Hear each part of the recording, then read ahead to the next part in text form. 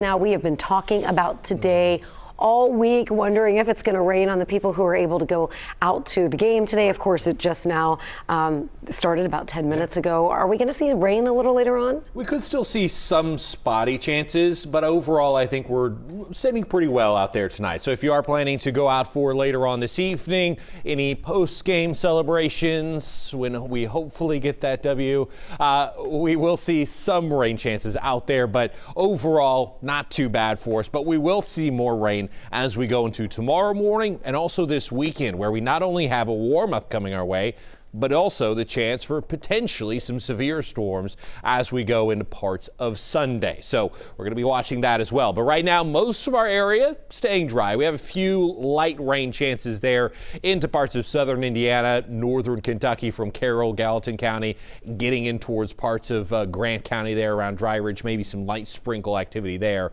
But overall, this northwest flow staying mostly out of our area. We have this little bit of rain up near Lafayette towards Muncie. That could maybe trimmed by some of our northern counties as we head towards this evening, but a lot of this rain in southern Illinois, that's going to be missing us to the south. So overall, as I mentioned before, not too much of an impact, but if you see that stray shower over you, it should move through pretty quickly.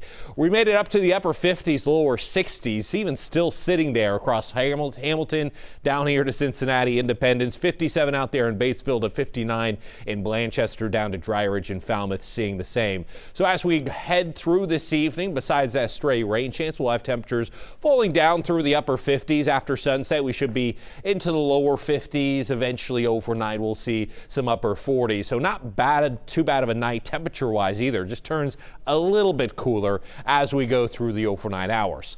Not much to show you on Futurecast for tonight. We'll just have those clouds around. By tomorrow, though, we do have those morning chances of rain, maybe even some thunder that's going to be pushing in for that morning commute. So that's why Friday's still an impact day, just because that morning commute's impacted. But as we get kind of closer to the bus stop forecast, well, we may see another shower or two.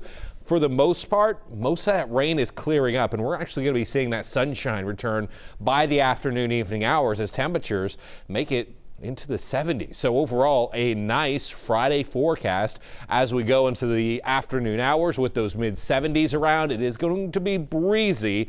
We could have wind gusts of 25 plus miles an hour for Friday afternoon. Saturday, another nice day for kids opening day. Should be in the lower 70s. Can't rule out a few or stray rain chances there on Saturday, but the bigger threat really coming at us as we go into Sunday, lower 70s there. But we'll be tracking some afternoon and evening storms that could be on the severe side. So we're going to be watching that as we go towards parts of the weekend. So again, tonight down into the upper 40s, not too bad. Those south winds 5-10 miles an hour. And then as we go into Friday, we reach into the mid 70s. We have that morning threat of rain for that morning commute. Otherwise, the rest of your day looking pretty good out there on Friday with those gusty winds, southwest 10 to 20 miles an hour as we get through the afternoon. And then, as I mentioned, as we get into Saturday, we have kids opening day.